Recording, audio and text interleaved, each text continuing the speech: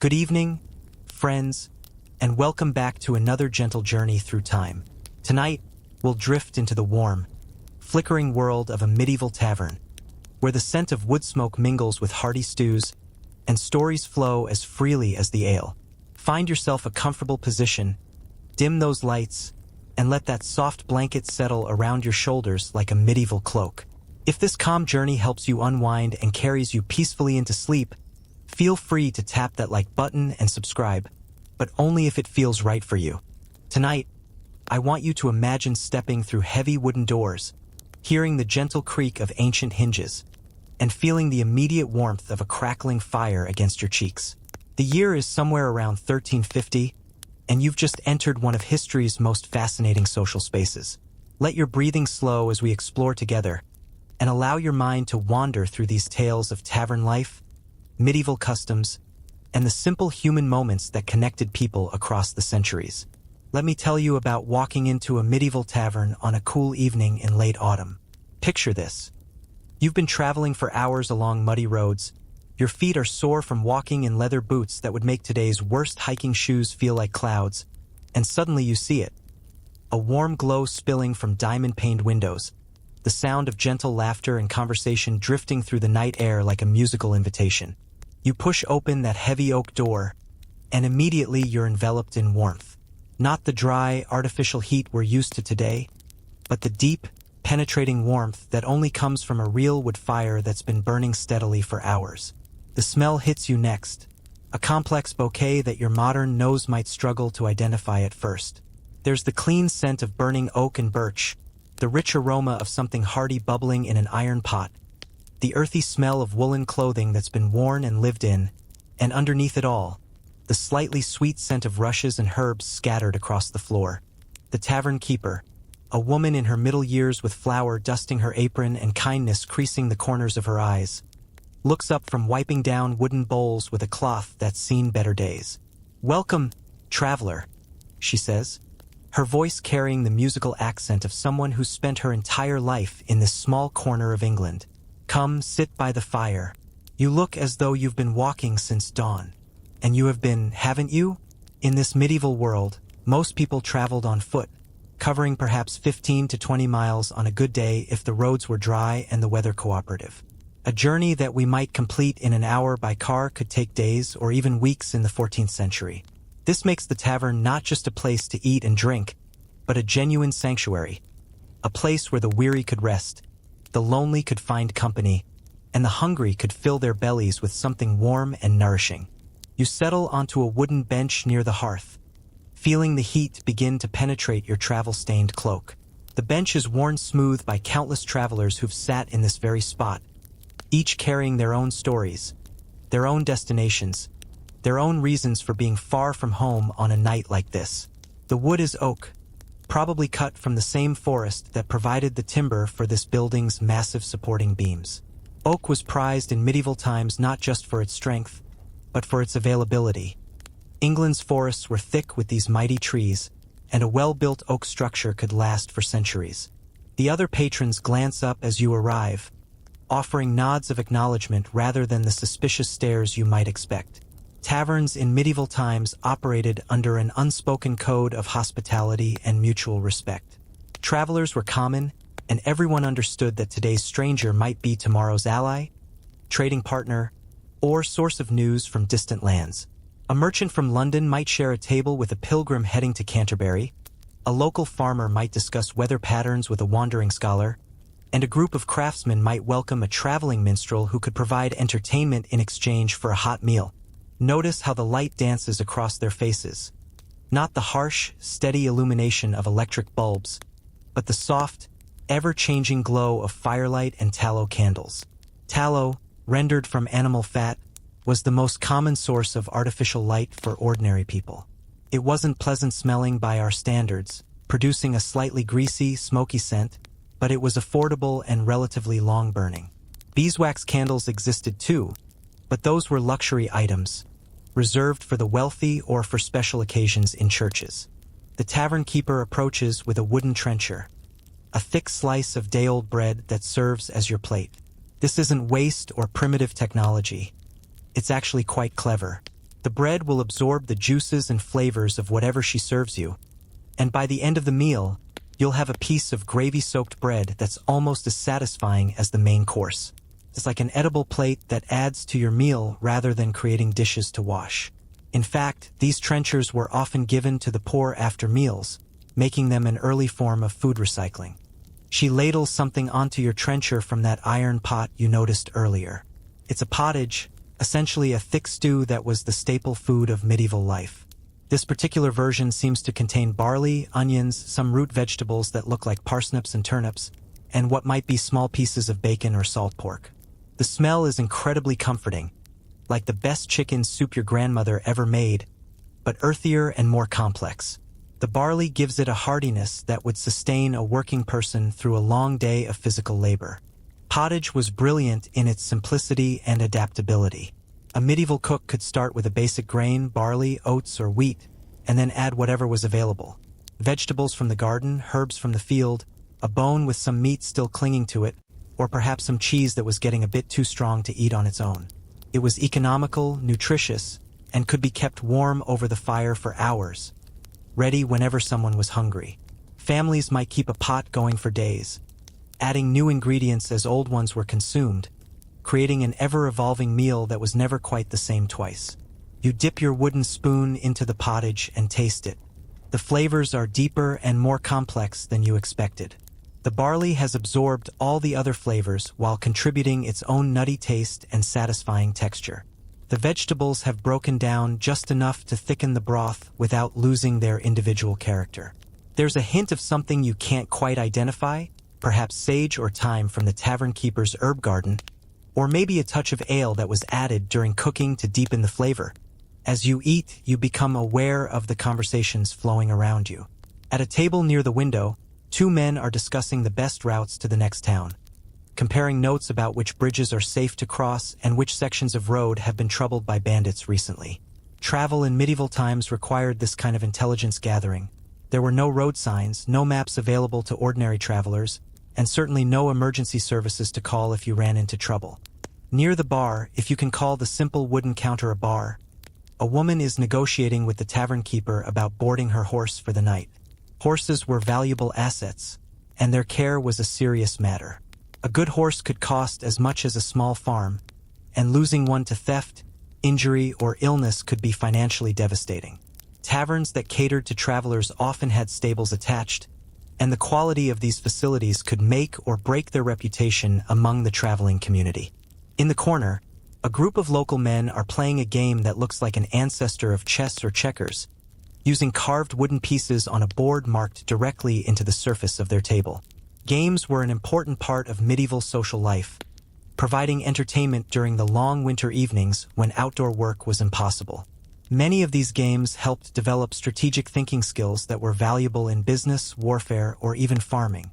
The warmth of the fire, the steady murmur of conversation, and the satisfaction of hot food in your belly begin to work their magic. Your shoulders, tense from hours of walking with a heavy pack, start to relax. Your feet, grateful to be out of those leather boots and closer to the fire, begin to warm and feel less sore. This is exactly what taverns were designed to provide. Not just food and drink, but comfort, safety, and a sense of human community in a world that could often feel harsh and isolated. The tavern keeper refills your wooden cup with ale. This isn't the hoppy, bitter beer we're familiar with today, but something milder and slightly sweet. Medieval ale was brewed without hops, which weren't widely used in England until the 15th century. Instead, brewers used a mixture of herbs called grut, which might include bog myrtle, yarrow, or wild rosemary. The result was a beverage that was safer to drink than water.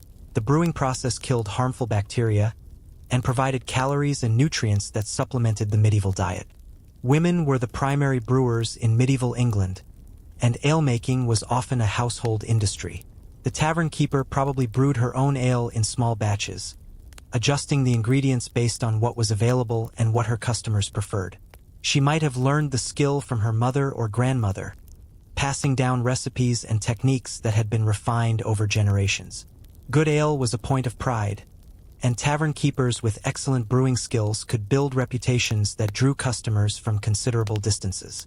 As the evening progresses and your initial hunger is satisfied, you begin to notice the smaller details that make this place feel like home.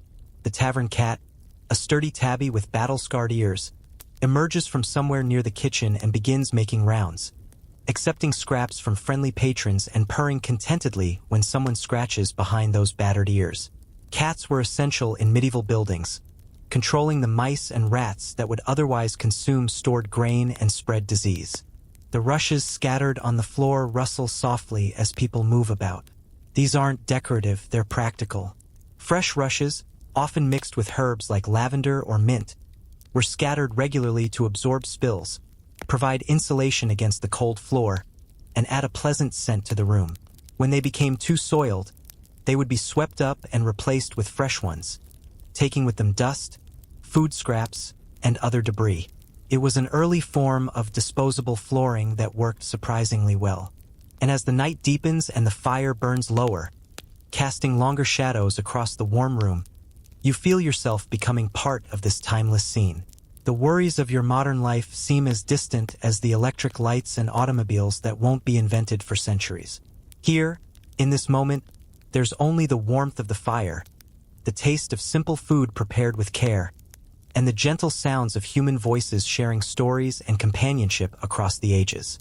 Now, let me take you behind that wooden counter, into the heart of our medieval tavern, the kitchen where our tavern keeper creates the meals that warm both body and soul.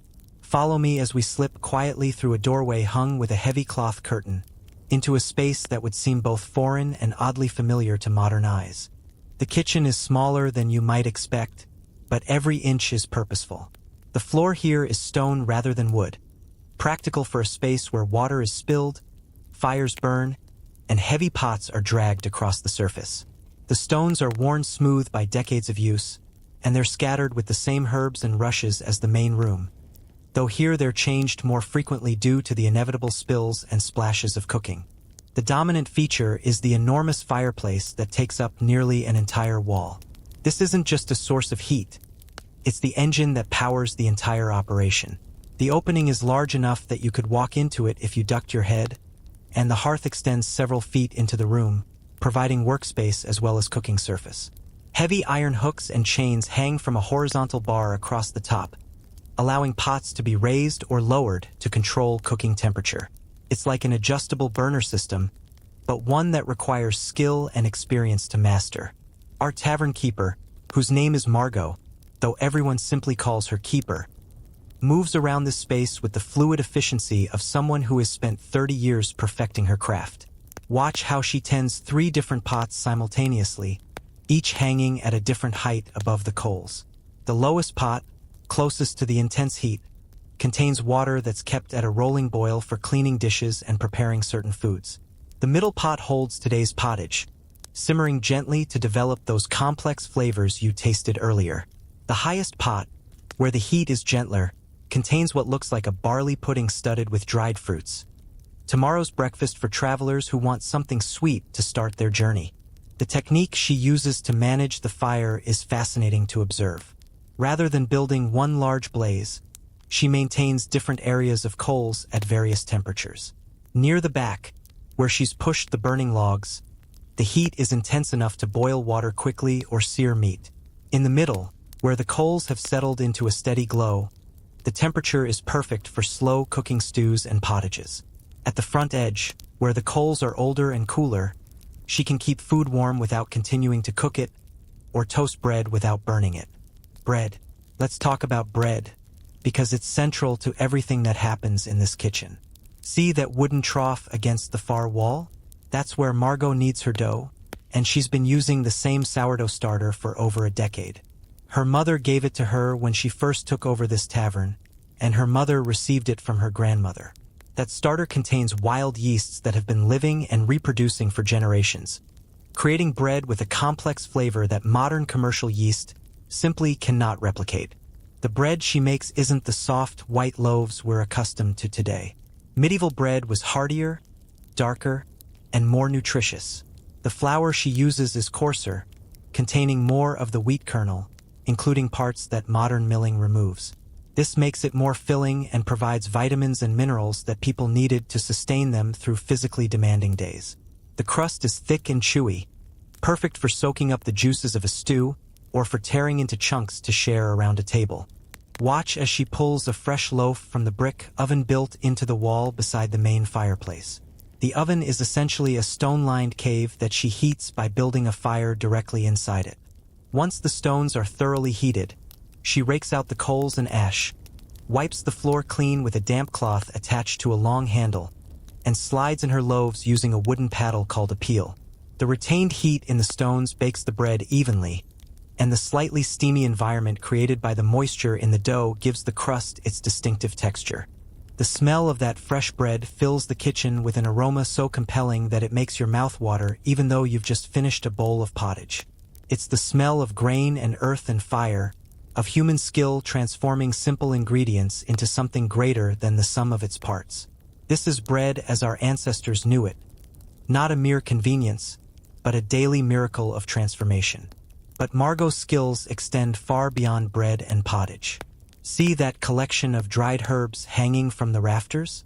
She gathered many of these herself from the countryside around the tavern, timing her harvests to capture each plant at the peak of its potency. There's rosemary for flavoring roasted meats and improving memory, sage for soothing sore throats and adding depth to savory dishes, thyme for its antiseptic properties and its ability to enhance the flavor of vegetables, and dozens of others that she knows by sight, smell, and taste. Medieval cooks were part chef, part pharmacist, and part botanist. They understood which herbs would aid digestion, which would help preserve meat, and which would simply make food taste better. This knowledge was passed down through generations of women who learned by watching, tasting, and experimenting. There were no cookbooks for common people, no standardized measurements, and no guaranteed ingredients from season to season. Cooking required adaptability, creativity, and a deep understanding of how different ingredients behaved under various conditions. Margot is currently preparing something special for a merchant who arrived earlier in the evening. A meat pie that requires skills many modern cooks would find challenging. She starts with a piece of mutton, probably from a sheep that was too old for breeding but still good for eating if cooked properly. The meat needs long, slow cooking to become tender, so she cuts it into small pieces and browns it in a heavy iron pan, using some of the fat rendered from bacon she cooked earlier in the day. The browning process is crucial. It develops flavors that will permeate the entire pie. Medieval cooks understood this principle long before scientists could explain the chemical reactions involved. As the meat sears, proteins and sugars undergo complex changes that create hundreds of new flavor compounds. The fond, those brown bits that stick to the bottom of the pan, will be scraped up and incorporated into the pie filling, adding depth and richness that can't be achieved any other way. To this base, she adds diced onions that she's been growing in the small garden behind the tavern. Medieval onions were stronger and more pungent than many modern varieties, and they were essential for both flavoring and preserving food. The sulfur compounds in onions have natural antimicrobial properties, helping to keep meat from spoiling as quickly. She also adds some of her precious spices, a pinch of pepper that cost more per pound than most people earned in a week, and a small amount of cinnamon that traveled thousands of miles from distant lands to reach this humble kitchen. The pie crust she makes is unlike anything you'd find in a modern bakery. It's designed to be both container and food, thick enough to hold the filling during cooking and sturdy enough to serve as a portable meal. She calls it a coffin, not in the morbid sense we understand today, but meaning a strong container or chest. The dough is made with rendered fat rather than butter, making it more durable and giving it a different texture. Less flaky than modern pastry, but more substantial and filling.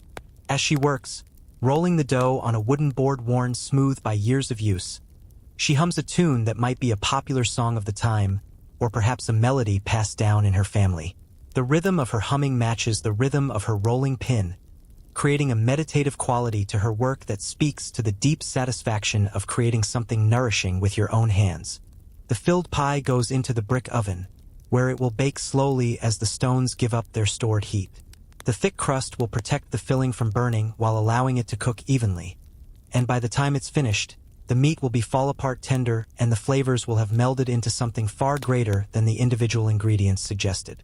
While the pie bakes, Margot turns her attention to preparing for tomorrow.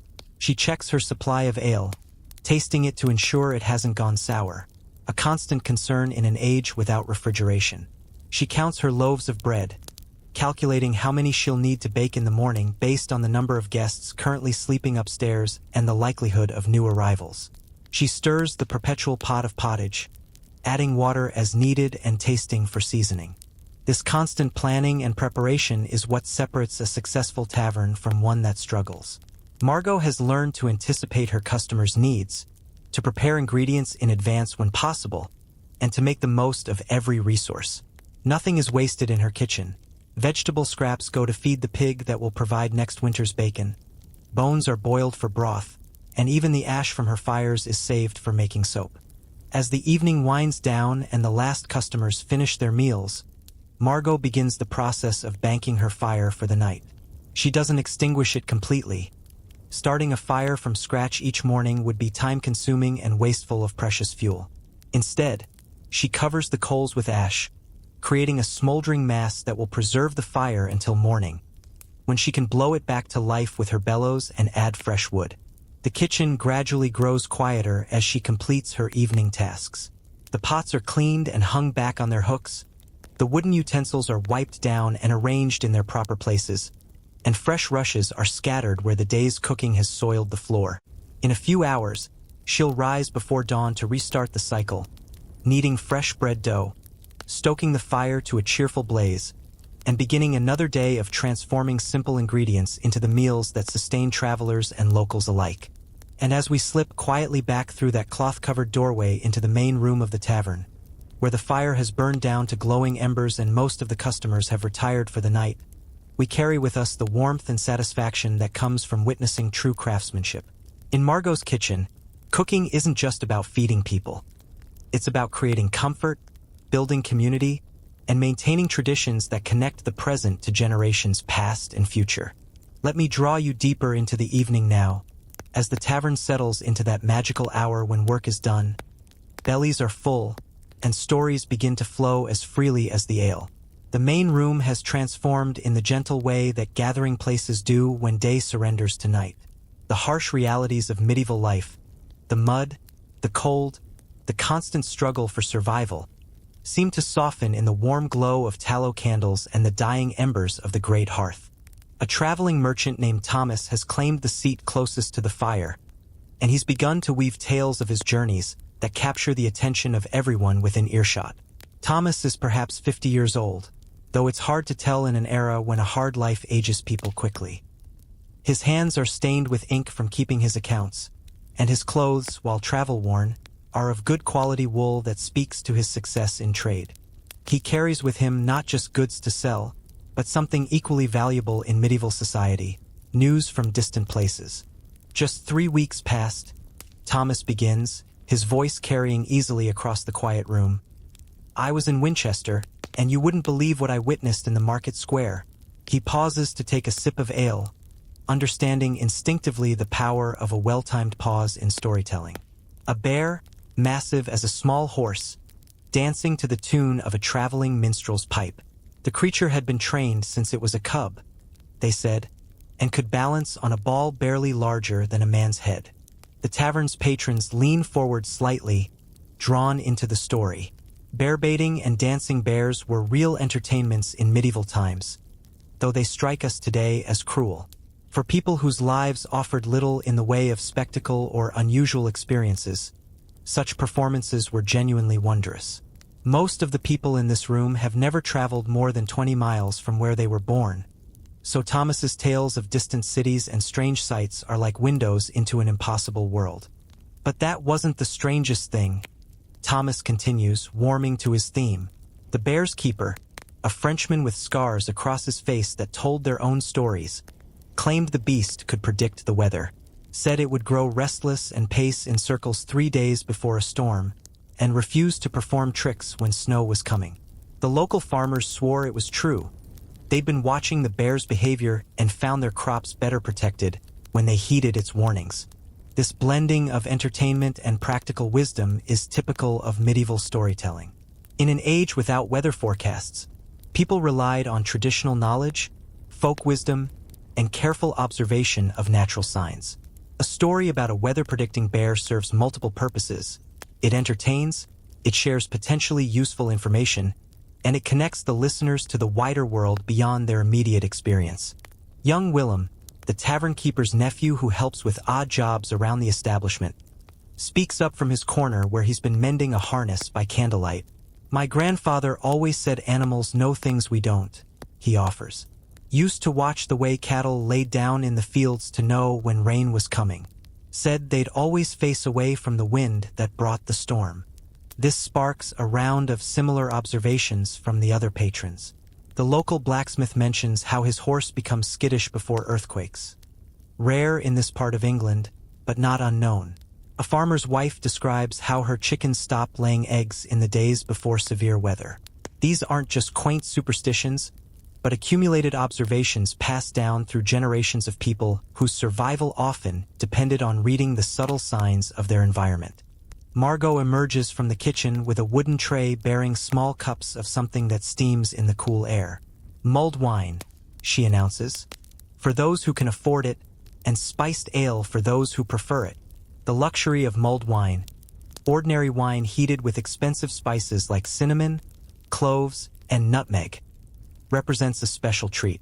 Most of these spices have traveled incredible distances to reach this humble tavern, passing through the hands of dozens of merchants and crossing dangerous seas and hostile territories. The spiced ale is more affordable but no less warming. Margot heats it gently with a red-hot iron poker thrust directly into the wooden cups, a technique that creates a slight caramelization and adds a unique flavor you can't achieve with modern heating methods. The spices she uses are more modest. Locally grown herbs like mint and elderflower, perhaps a precious pinch of imported ginger if she's feeling generous. As the warm drinks are distributed, Thomas launches into another tale, this one about the great cathedral being built in a city 2 weeks' journey to the north. "They've been working on it for 40 years, he says, "and they expect 40 more before it's finished. I watched men hauling stones so large it took 6 oxen to move them, and boys not much older than young Willem here learning to carve angels' faces from limestone that will outlast their great-grandchildren." The scale of medieval cathedral construction was truly breathtaking. These projects spanned multiple generations, with craftsmen passing their skills to apprentices who would continue the work long after the original builders had died. The dedication required, both from the communities that funded these massive undertakings and from the workers who devoted their entire careers to a project they might never see completed, speaks to a different relationship with time and permanence than we understand today. "What struck me most," Thomas continues, "was watching the master mason. He's an old man now, bent from years of climbing scaffolding and hunching over plans, but when he looks at those rising walls, his eyes light up like a boy's. He showed me drawings of the windows they plan to install. Not just glass, mind you, but colored glass that will paint rainbows across the stone floor when the sun shines through." Stained glass was indeed a marvel of medieval technology and artistry. The techniques for creating colored glass were closely guarded secrets, passed down through families of craftsmen who understood the precise temperatures and ingredients needed to achieve each hue. Blue glass required expensive cobalt from distant mines. Red required gold to create its deep crimson glow, and the clear glass that held it all together was itself a precious commodity. The conversation naturally turns to local crafts and skills. The blacksmith describes his latest commission, a set of horseshoes for a knight's destrier that require special techniques to accommodate the enormous weight and power of a warhorse. The shoes are larger and heavier than those for ordinary horses, and they must be perfectly fitted to prevent lameness in an animal that might carry an armored rider into battle. "It's not just the size," he explains, flexing his scarred hands in the firelight. "A warhorse is trained to kick and strike with its hooves as weapons. The shoes must be shaped to maximize the damage while protecting the horse's feet. I've seen destriers trained to rear up and strike down with their front hooves, crushing a man's skull as easily as you'd crack a walnut." This casual discussion of warfare and violence might seem jarring to modern ears, but it reflects the reality of medieval life. Violence was common, and people lived with the constant awareness that conflict could erupt at any time. Knights and soldiers were professional warriors, and their equipment, including their horses, was designed for maximum effectiveness in combat. The blacksmith's craft extended far beyond simple horseshoes to include weapons, armor repairs, and all the metal tools that kept medieval society functioning. Young Willem contributes his own story about helping to repair the tavern's roof the previous summer. "We had to replace 3 sections where the thatch had rotted," he explains. "My uncle, that's Margot's husband, showed me how to layer the straw so water runs off but air can still flow through. He said good thatch should last 20 years if it's laid properly and maintained well." Thatching was indeed a skilled craft that required deep understanding of materials and techniques. A good thatcher knew how to select the right type of straw or reed, how to tie it at the proper angle to shed water, and how to create ventilation that would prevent rot while maintaining weatherproofing. The organic materials used in medieval construction required constant maintenance, but they were renewable, locally available, and surprisingly effective when skillfully applied. As the evening deepens and the stories flow on, you begin to notice how these tales serve multiple purposes beyond simple entertainment. Their education without formal schooling, news distribution without newspapers, and cultural preservation without libraries. Each story carries within it practical information, moral lessons, and cultural values that help bind the community together. Thomas tells of a merchant in London who tried to sell spoiled grain by mixing it with fresh, and how the guild authorities discovered the deception and banned him from trading for a full year. This isn't just gossip. It's a cautionary tale about the importance of honest dealing, and it reinforces the social structures that make commerce possible in a world without modern regulation and oversight. The farmer's wife shares a story about her neighbor who successfully treated a sick cow with an herbal remedy passed down from her grandmother, effectively transmitting valuable veterinary knowledge through narrative. The blacksmith describes a new technique he learned from a traveling craftsman, spreading innovation through the informal networks that connected medieval communities. These stories also serve as a form of mental travel for people whose physical world was limited. Through Thomas's tales of distant cities, the listeners can imagine marketplaces filled with exotic goods, cathedrals that scrape the sky, and customs different from their own.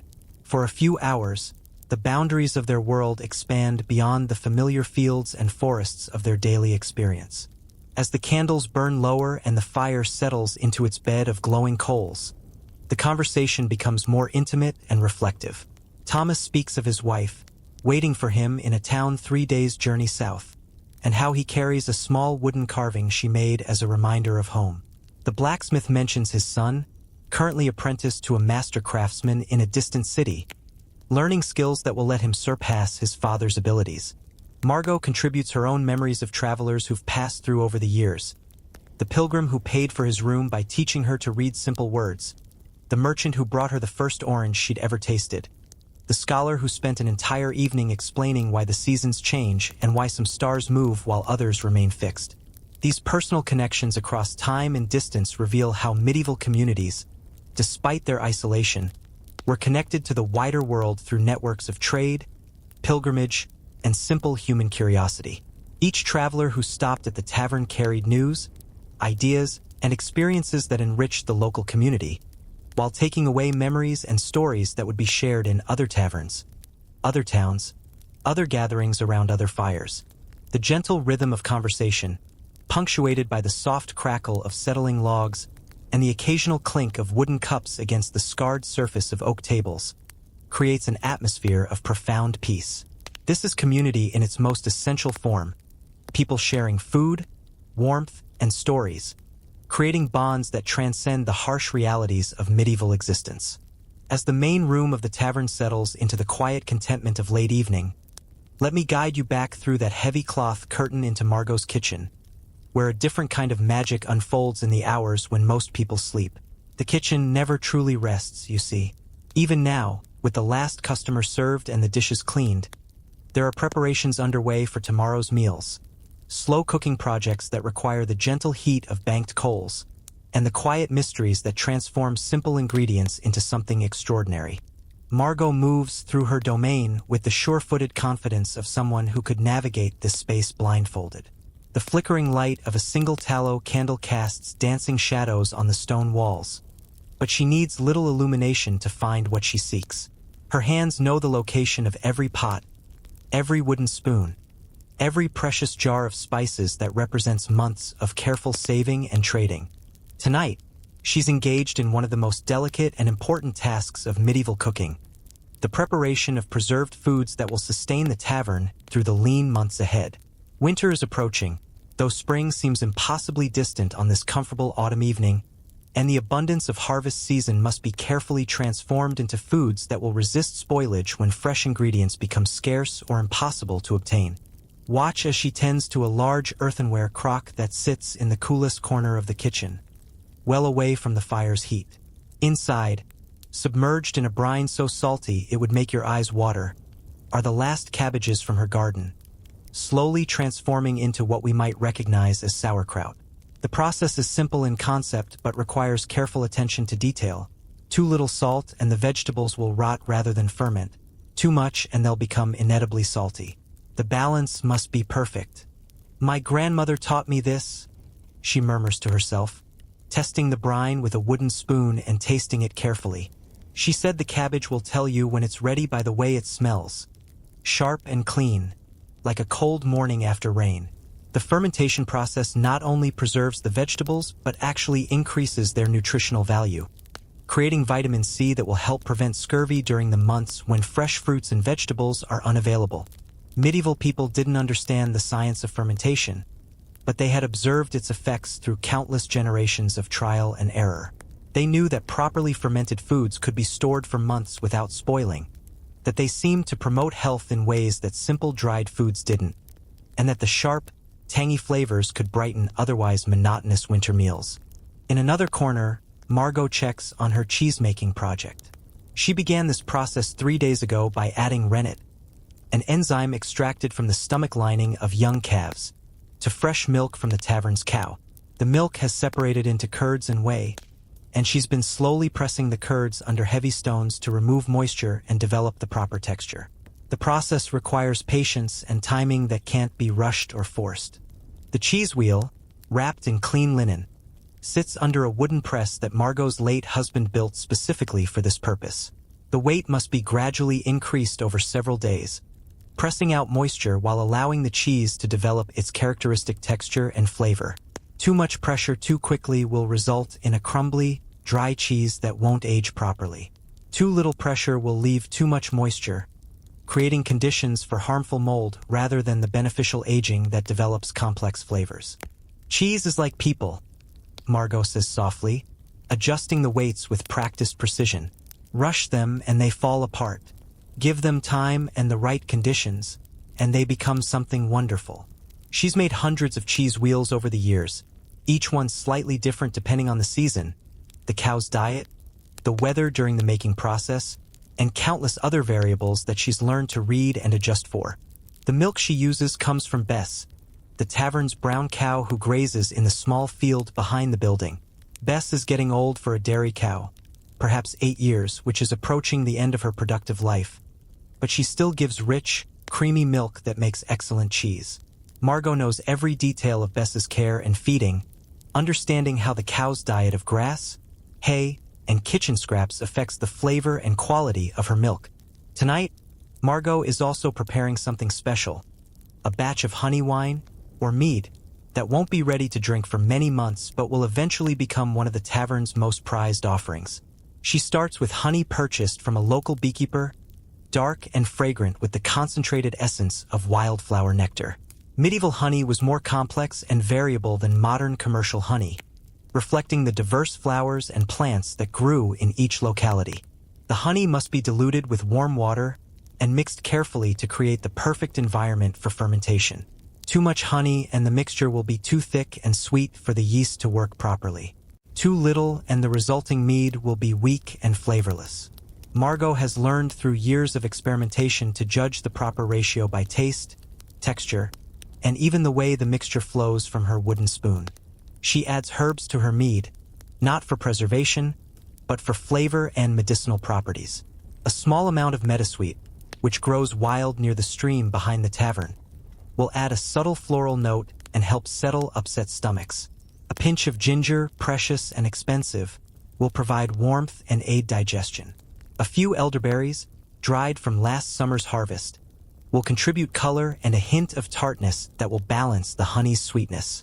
The mixture goes into a ceramic vessel that she covers with a clean cloth, allowing wild yeasts from the air to settle on the surface and begin their work. In a few days, she'll see the first signs of fermentation. Tiny bubbles rising to the surface, a slight clouding of the liquid, and the beginning of the sweet, slightly alcoholic aroma that indicates the transformation has begun. Medieval brewers and vintners relied on wild yeasts that occurred naturally in their environment, creating beverages that reflected the unique microbiology of each location. No two batches were exactly alike, and master brewers developed intuitive understanding of how factors like temperature, humidity, and season affected their products. The mead Margot is preparing tonight will capture something of this particular autumn, this specific place, these exact conditions in ways that can never be perfectly replicated. While her long-term projects bubble and age in their quiet corners, Margot turns her attention to tomorrow's more immediate needs. She checks her supply of trencher bread, calculating how many fresh loaves she'll need to bake before dawn. She examines her stores of vegetables, deciding which ones are reaching peak ripeness and should be used first, which ones need a few more days to develop full flavor, and which ones should be preserved or dried to extend their useful life. In the dying light of her candle, she prepares vegetables for tomorrow's pottage, peeling turnips and parsnips with a sharp knife, chopping onions that make her eyes water even in the dim light, sorting through dried peas to remove any stones or damaged legumes that might spoil the batch. These quiet, methodical tasks have a meditative quality, connecting her to generations of women who performed similar work in similar kitchens across the centuries. The rhythm of her knife against the wooden cutting board creates a gentle percussion that mingles with the soft sounds of the tavern settling for the night. The creak of timber expanding and contracting with temperature changes, the rustle of mice in the walls, the distant sound of someone snoring in the rooms upstairs. These are the sounds of a living building, one that has sheltered travelers and locals for decades and will continue to do so long after tonight's guests have continued their journeys. Margot's final task of the evening involves checking her precious store of salt. In medieval times, salt was literally worth its weight in silver, and every grain was precious.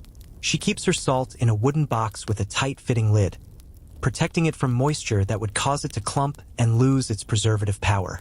Tonight she measures out portions for tomorrow's bread, for seasoning the pottage, and for the ongoing preservation projects that require careful monitoring and adjustment. The salt she uses has traveled hundreds of miles to reach this kitchen, either mined from underground deposits or evaporated from seawater in distant coastal regions. It represents one of humanity's oldest and most important trade goods, the foundation of commerce and the key to food preservation that made civilized life possible. Without salt, meat would spoil within days, vegetables couldn't be preserved for winter storage, and the complex flavors that make food truly satisfying would be impossible to achieve. As she works, Margot occasionally glances toward the main room, listening for sounds that might indicate a late-arriving traveler in need of food and shelter.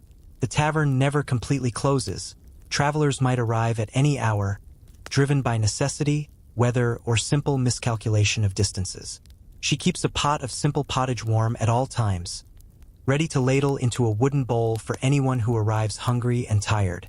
The responsibilities of running a medieval tavern extended far beyond simple food service. Margot serves as innkeeper, cook, brewer, food preserver, and informal banker for travelers who need to convert foreign coins or arrange credit for future journeys.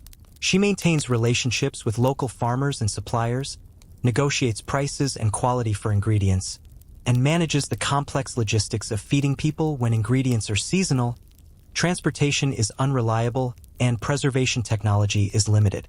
Her kitchen represents the heart of a small but important economy, a place where local agricultural products are transformed into meals, where travelers exchange news and coins from distant places, and where the ancient human traditions of hospitality and nourishment continue their eternal cycle. Every pot of stew, every loaf of bread, every cup of ale represents a small act of civilization, the transformation of raw materials into comfort, sustenance, and community. As the candle burns lower and Margot completes her evening preparations, she takes a moment to survey her domain with quiet satisfaction. Tomorrow will bring new challenges, new customers, new demands on her skills and resources. But tonight, everything is in order. The fires are banked, the preservation projects are progressing properly, the ingredients for tomorrow's meals are prepared, and the eternal rhythm of hospitality continues unbroken. She pinches out the candle flame between moistened fingers, and the kitchen settles into darkness broken only by the faint glow of coals beneath their blanket of ash. In a few hours, she'll rise before dawn to restart the cycle. But for now, the kitchen rests, filled with the quiet sounds of fermentation, the gentle settling of cooling stone, and the promise of tomorrow's meals already taking shape in the darkness. As the first pale fingers of dawn begin to creep through the diamond-paned windows of our medieval tavern, let me draw you into those magical hours when the world transitions from night's rest to day's activity. The air carries that particular chill that comes just before sunrise, when the earth has released all of yesterday's warmth to the star-filled sky above, and even the stones of the hearth have cooled to barely more than room temperature. Margot rises before the sun, as she has every morning for the past 30 years. Her internal clock, calibrated by decades of routine, needs no mechanical timepiece to tell her when the first light will appear. In the medieval world, people lived much closer to natural rhythms, sleeping when darkness fell, waking when their bodies told them it was time to prepare for the day's work. The luxury of artificial light was too expensive for casual use, so most activities followed the sun's schedule. She moves quietly through the kitchen in the gray pre-dawn light, her bare feet sure on the familiar stone floor. The first task is always the same, awakening the fire from its night-long slumber. She kneels beside the great hearth and carefully brushes away the layer of ash that has kept the coals alive through the night. Beneath the gray dust, she finds what she's looking for: a handful of glowing embers, still holding the spark of yesterday's flame. With practiced breath, she blows gently on these coals, watching them brighten from dull red to brilliant orange. The technique requires delicacy. Too much air too quickly will scatter the coals and extinguish them. Too little will allow them to die completely. But Margot's lungs have learned the perfect pressure, the ideal rhythm of breathing that coaxes reluctant embers back to vibrant life. She adds small pieces of kindling, slivers of dry oak and birch that catch quickly and burn hot. The wood has been carefully prepared and stored in the driest corner of the kitchen, protected from moisture that would make it difficult to ignite. As the kindling catches, filling the kitchen with the first cheerful crackling sounds of the day, she gradually adds larger pieces until a proper fire dances in the hearth, ready to begin another day's work. The growing firelight reveals the kitchen in its dawn transformation. What seemed mysterious and shadowy by candlelight now appears purposeful and organized. Every pot, every utensil, every ingredient has its place in the careful choreography of food preparation. The morning light streaming through the small window near the preparation table creates a natural workspace where Margot can begin her daily bread-making ritual. She approaches the wooden trough where yesterday evening she prepared the day's bread dough. The mixture of flour, water, salt, and her precious sourdough starter has been working through the night, transforming from a simple combination of ingredients into something alive and responsive. The dough has doubled in size, and when she presses it gently with her finger, it springs back with the elastic resistance that tells her the fermentation has proceeded perfectly.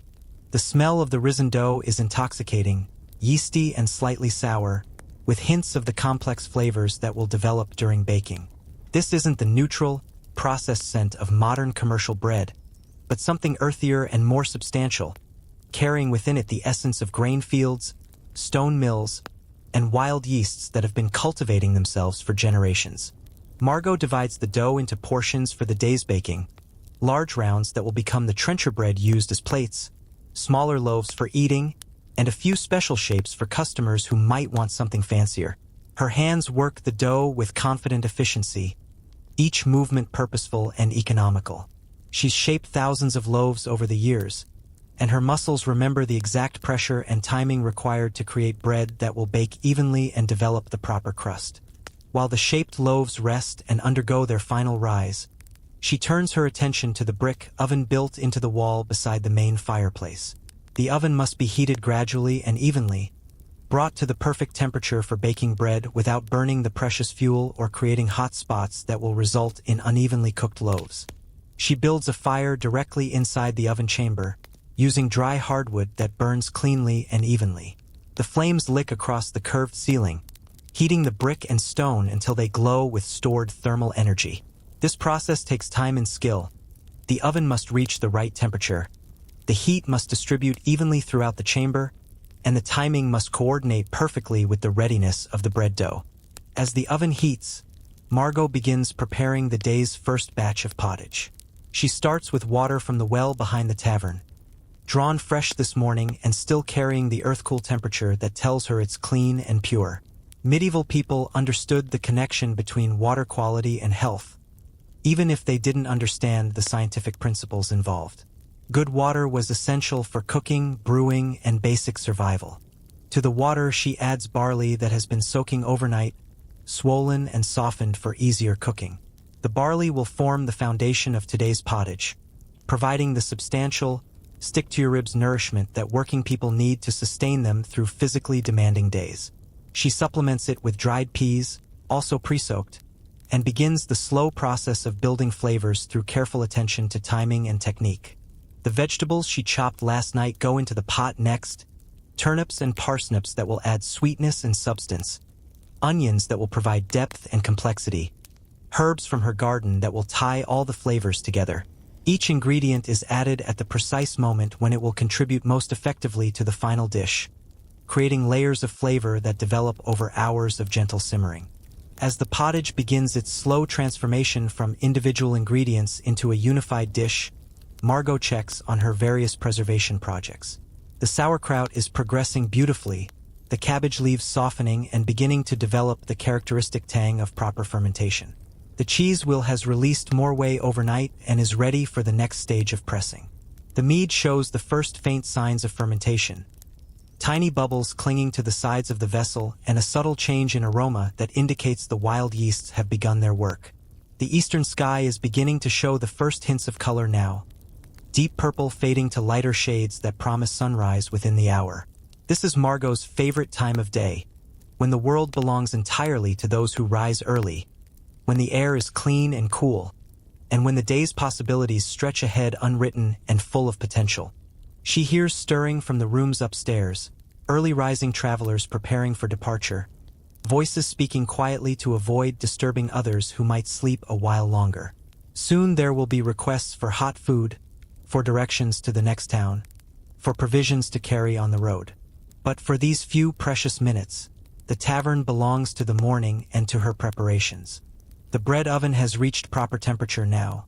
She can tell by the color of the flames and the way heat radiates from the opening. She rakes out the coals and ash, wiping the floor clean with a damp cloth on a long handle. The retained heat in the stones will bake her bread perfectly, and the slightly steamy environment created by the moisture in the dough will give the loaves their characteristic crust and texture. Using her wooden peel, a flat paddle designed specifically for moving bread in and out of hot ovens, she slides the risen loaves onto the hot stone floor.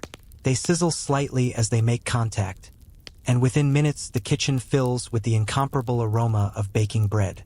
It's a smell that transcends centuries, connecting this medieval morning to every other morning when human hands have transformed grain into sustenance. While the bread bakes, Margot tends to other morning tasks. She strains fresh milk from Bess the cow, who lowed softly in greeting when Margot appeared in the small barn attached to the tavern's rear wall. The milk is still warm from the cow, rich and creamy with a flavor that reflects Bess's diet of grass, hay, and kitchen scraps. Some of this milk will be served fresh to customers who can afford it. Some will be added to the pottage for richness, and some will begin its transformation into tomorrow's cheese. She checks her supply of ale, tasting it to ensure the quality remains high. The wooden barrels that hold the ale must be monitored constantly. A slight off flavor could indicate contamination that would ruin the entire batch. Medieval brewers developed highly sensitive palates, able to detect the earliest signs of problems and take corrective action before valuable ingredients and time were lost. The first customer of the day appears in the kitchen doorway, Thomas the merchant, dressed for travel and carrying his pack already loaded for the road. "Good morning, keeper," he says with genuine warmth. "Might I trouble you for bread and something warm to start the day? I hope to reach the next town by midday if I start early." "Of course," Margot replies, ladling pottage into a wooden bowl and cutting a thick slice from yesterday's bread. Still perfectly good for eating, though today's loaves aren't quite finished baking. The road should be dry today, and the weather looks to hold fair.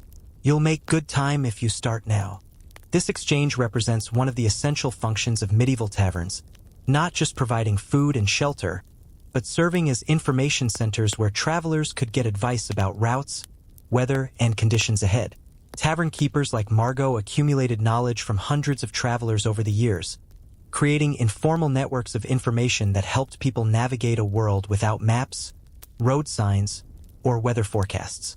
Thomas eats quickly but appreciatively, understanding that an early start could mean the difference between reaching his destination comfortably and being caught on the road after dark. Medieval travel was planned around daylight hours, with each day's journey calculated to end at a place of safety and shelter. Night travel was dangerous, not just because of bandits and wild animals, but because of the simple hazards of bad roads, unmarked obstacles, and the constant risk of getting lost. As Thomas finishes his meal and prepares to depart, other travelers begin appearing in the main room. A family with 2 young children, heading to visit relatives in a distant village. A scholar carrying a precious book wrapped in oiled cloth, bound for a monastery where he will consult manuscripts not available elsewhere. A journeyman carpenter seeking work in the growing towns where new construction creates opportunities for skilled craftsmen. Each represents a different aspect of medieval mobility: the family ties that connected communities across considerable distances, the scholarly networks that preserved and transmitted knowledge, the economic opportunities that drew skilled workers to new locations. The tavern serves as a temporary home for all of them, a place where their individual journeys intersect briefly before diverging toward different destinations and different destinies. The bread emerges from the oven perfectly baked, with golden brown crusts that sing softly as they cool. A sound bakers know indicates proper texture and moisture content. Margot sets the loaves on wooden racks to cool, their warm fragrance filling the kitchen and drifting into the main room where it serves as an irresistible advertisement for the tavern's quality. As the morning progresses and the sun climbs higher, transforming the gray pre-dawn light into the golden warmth of a beautiful autumn day, the tavern comes fully alive. Conversations flow between strangers who discover common destinations or mutual acquaintances. Practical information is shared: which bridges are safe, which roads are in good repair, where the best markets can be found. And through it all, Margot moves with quiet efficiency, providing not just food and drink, but the warm hospitality that transforms a simple business transaction into an experience of human connection. Her kitchen serves as the engine that powers this daily miracle of community, turning basic ingredients into the meals that sustain travelers and locals alike, maintaining the ancient traditions that make civilization possible, one bowl of pottage and one loaf of bread at a time. As our long day at the medieval tavern draws toward its gentle close, let me invite you to settle once more into that comfortable spot near the dying fire, where the last embers cast a warm glow across faces made drowsy by good food, satisfying conversation, and the deep contentment that comes from a day well spent. The hour is late now, perhaps what we might call 10 o'clock, though such precise timekeeping means little in a world that measures time by the sun's passage and the completion of necessary tasks. The tavern has reached that perfect state of evening quietude where the day's business is finished but nobody feels compelled to rush toward bed. Thomas the merchant departed hours ago, his pack loaded with supplies and his mind filled with directions for tomorrow's journey. The family with young children retired to their room upstairs after the little ones grew too tired to keep their eyes open despite their fascination with the strange new sights and sounds of tavern life. But a few dedicated souls remain gathered around the great hearth, reluctant to let this day slip entirely into memory. There's something magical about these final hours of communal warmth, when the boundaries between stranger and friend have softened, when stories flow like gentle streams, and when the harsh realities of medieval life seem temporarily suspended by the simple act of human beings choosing to share space, food, and fellowship. Willem, the tavern keeper's nephew, has claimed a spot on the stone hearth itself, where the residual warmth from the day's cooking seeps through his travel-worn clothes. He's been entertaining the remaining patrons with tales of his own brief travels, a journey to a market town 3 days distant, where he observed customs subtly different from those of his home village. To modern ears, his adventures might seem modest, but for people whose world rarely extends beyond a 20-mile radius, his descriptions of different accents, unfamiliar foods, and variant customs represent genuine exploration and discovery. The bread was different there, he explains, gesturing with hands that still show traces of the day's work repairing harnesses and helping in the stables. Darker and denser, made with rye flour instead of wheat. At first bite, I thought it inferior to what we're accustomed to here, but by the end of my stay, I found myself craving its hearty flavor. The baker told me rye grows better in their soil, and they've learned to make it into something quite satisfying. This observation touches on one of the fundamental realities of medieval life, the deep connection between local geography and daily sustenance. What people ate depended entirely on what could be grown, gathered, or acquired through trade in their immediate vicinity. Regional cuisines developed not from abstract preferences, but from practical necessities, creating a diversity of food traditions that reflected the diverse landscapes and climates of medieval Europe. The local blacksmith, whose name is Edward though everyone simply calls him Smith, contributes his own observations about regional variations in his craft. The iron they work with in the eastern counties has a different character entirely, he says, flexing fingers permanently stained black from years of working with hot metal. Harder in some ways, more brittle in others. It takes different techniques to shape properly, and the finished tools have their own particular strengths and weaknesses. Even something as fundamental as iron, one of the most essential materials of medieval civilization, varied significantly from region to region based on the ore deposits, the quality of local coal or charcoal, and the techniques passed down through generations of smiths.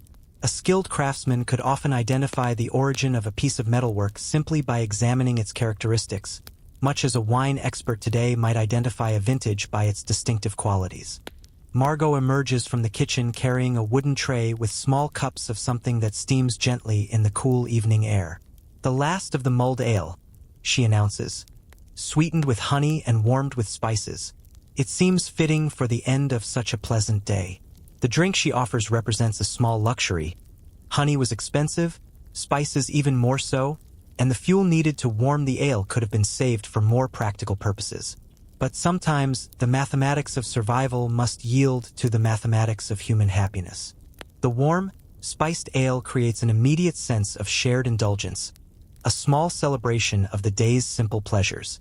The honey adds sweetness that balances the slight bitterness of the ale, while spices, perhaps cinnamon, cloves, and a hint of nutmeg, provide warming complexity that spreads through the body like liquid comfort. It's the kind of drink that encourages contemplation, slow sipping, and the sort of gentle conversation that deepens friendships and creates lasting memories. As the cups are distributed and grateful hands wrap around the warm wood, the conversation turns to more philosophical matters. Smith speaks of the satisfaction he finds in his work, despite its physical demands and constant danger from fire and molten metal. There's something deeply right about taking raw iron and shaping it into tools that will serve families for generations, he muses. My grandfather's hammers are still in daily use in my shop, and I suspect my grandson will use the ones I'm making now long after I've joined my ancestors. This connection across generations, past, present, and future united through the continuity of craftsmanship, represents one of the most profound aspects of medieval life. People lived with a keen awareness of their place in a chain of tradition that stretched back to their great-grandparents and forward to great-grandchildren they would never meet. Tools, techniques, and knowledge passed from hand to hand, generation to generation, creating a stability and continuity that we, in our rapidly changing world, can barely imagine. Willem shares his own thoughts about learning his uncle's trade, the complexities of managing a tavern that go far beyond simple cooking and serving. I never realized how much Margot must keep in her head, he admits. Which travelers are likely to return and should be treated with special care, which suppliers can be trusted to deliver quality goods on time, how to judge the weather and adjust food preparation accordingly. when to extend credit and when to demand immediate payment. It's like being the mayor of a small town that changes population every day. The comparison is apartment medieval tavern keepers were indeed community leaders, serving functions that extended far beyond hospitality. They were informal bankers, news distributors, mediators of disputes, sources of local knowledge, and keepers of reputations. Their success depended not just on cooking skills but on social intelligence, business acumen, and the ability to read people quickly and accurately. Margot herself settles into her favorite chair near the fire, allowing herself this rare moment of rest at the end of a long day. Every traveler teaches me something, she reflects, sipping her mulled ale slowly. Thomas brought news of new brewing techniques from the eastern shires. The scholar who passed through last week shared knowledge about preserving foods that I'd never heard before. Even the children teach me patience and remind me of the wonder in simple things like fresh bread and warm fires. This openness to learning, this recognition that every person carries knowledge worth acquiring, represents one of the most admirable aspects of medieval social life. In a world without formal education for most people, learning happened through conversation, observation, and the generous sharing of experience. The tavern served as an informal university where practical knowledge was exchanged, cultural traditions were preserved, and innovation was spread from community to community. The fire has burned down to a bed of glowing coals now, providing warmth without the bright flames that dominated earlier hours.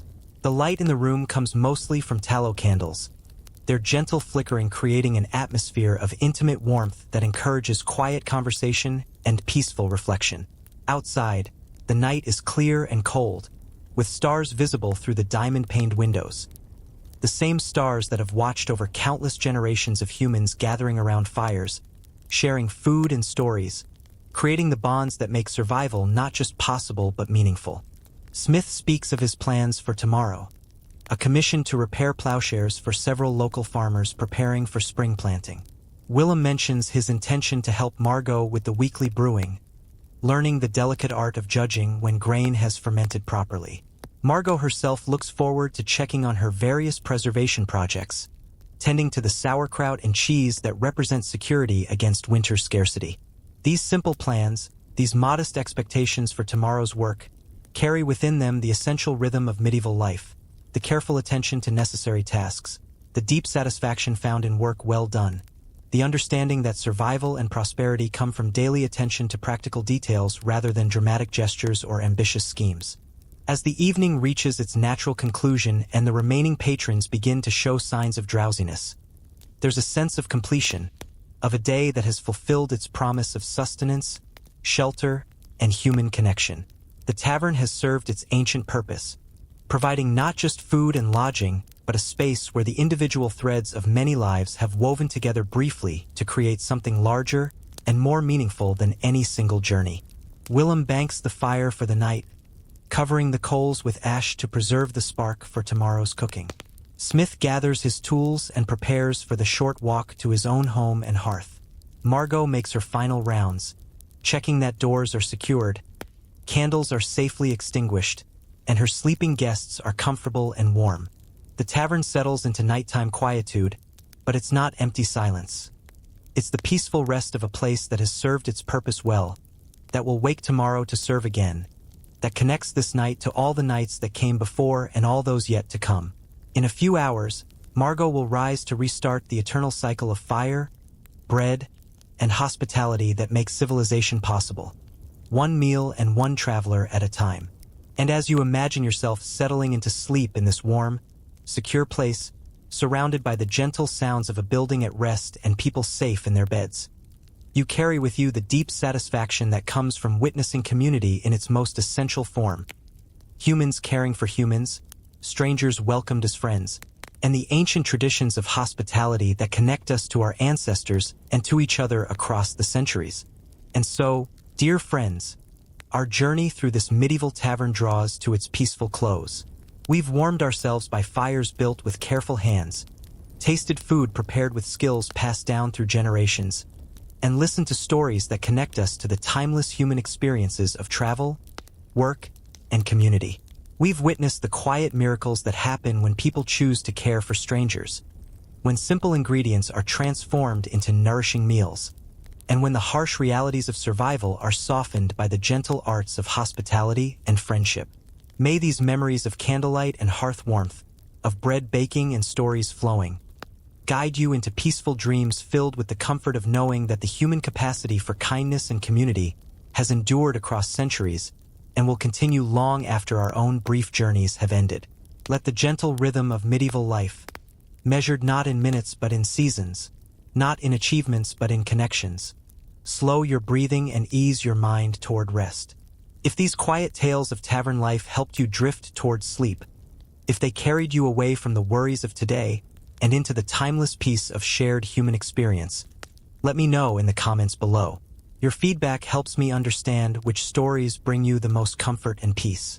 And now, as the last candle flickers and dims, as the final ember settles into ash, and as our medieval tavern fades gently back into the realm of memory and dream, I wish you the sweetest of dreams, filled with warm fires, kind faces, and the knowledge that wherever you are, you're part of the same great human story that has connected travelers and tavern keepers across all the centuries.